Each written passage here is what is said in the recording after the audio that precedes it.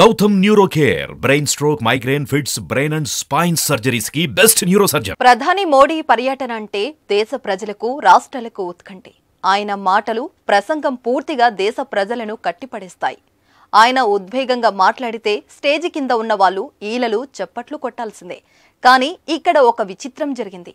అదేంటంటే ప్రధాని మోడీ కొంత భావోద్వేగానికి గురయ్యారు. తన చిన్ననాటి రోజుల్లో ఆయనకు ఎదురైన వాటిని గుర్తు చేసుకున్నారు. ఎందుకు ఆయన కన్నీళ్లు పెట్టుకున్నారు, అసలు కారణం ఏమిటి, ఇది ఏ రాష్ట్రంలో జరిగింది అనే విషయాలు ఇప్పుడు మీరు చూడాల్సిందే. ప్రధాని నరేంద్ర మోడీ శుక్రవారం మహారాష్ట్రలో పర్యటించారు. షోలాపూర్లోని రాయ్నగర్ హౌసింగ్ సొసైటీలో పీఎం ఆవాస్ యోజన అర్బన్ పథకం కింద కొత్తగా నిర్మించిన 15,000 ఇళ్లను చేనేత కార్మికులు, విక్రేతలు, పవర్ లూయి కార్మికులు, చెత్త ఏరుకునేవారు, బీడీ కార్మికులు, డ్రైవర్లకు పంపిణీ చేశారు. ఈ సందర్భంగా షోలాపూర్లో ఏర్పాటు చేసిన భారీ సభలో ప్రధాని మాట్లాడుతూ పీఎం ఆవాస్ యోజన పథకం కింద దేశంలోనే అతిపెద్ద సొసైటీ ప్రారంభోత్సవం జరిగిందని అన్నారు. పీఎంఏవై అర్బన్ కింద పూర్తయిన 90,000 ఇళ్లను లబ్ధిదారులకు అందించారు. అనేక మంది జీవితాల్లో పీఎంఏవై అర్బన్ పథకం మంచి ప్రభావాన్ని చూపిందని ప్రధాని నరేంద్ర మోదీ అన్నారు. నిరుపేదలకు అందుబాటు ధరలో ఇల్లు అందించాలన్నదే తమ ప్రభుత్వ లక్ష్యమన్నారు. సమాజంలో అట్టడుగునున్న వారి జీవన ప్రమాణాలు పెంపొందించాలన్నదే ప్రభుత్వ చిత్తశుద్ధికి ఈ కార్యక్రమమే నిదర్శనమన్నారు.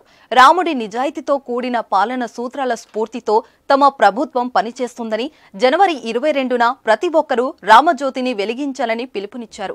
మోడీ అంటే గ్యారెంటీ అని, పూర్తయ్యే గ్యారెంటీ అనే అర్థమని ప్రధాని అన్నారు. ఇచ్చిన హామీలను గౌరవించాలని శ్రీరాముడు బోధించాడని, పేదల సంక్షేమం, వారి సాధికారత కోసం తాము నిర్దేశించుకున్న అన్ని లక్ష్యాలను నెరవేరుస్తున్నామని చెప్పారు ప్రధాని. ఈ క్రమంలో ప్రధాని ప్రసంగిస్తుండగా తన చిన్ననాటి రోజులను గుర్తు చేసుకుని భావోద్వేగానికి గురయ్యారు. స్టేజ్ పైనే కన్నీటి పర్యంతమయ్యారు.